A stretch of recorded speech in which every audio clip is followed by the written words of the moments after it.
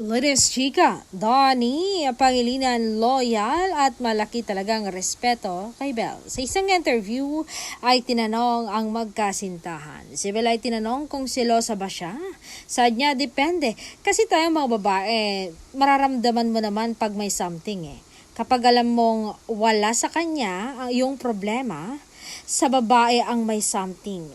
Sinasabihan ko talaga siya agad. Sinasabi ko na kailangan niya ng umiwas. At alam naman niya iyon. At si Donnie naman ay kung paano naman daw niya binibigyan ng assurance si Belle. Saad niya, compromise. Kailangan kung ano yung tingin mo nga hindi siya komportable.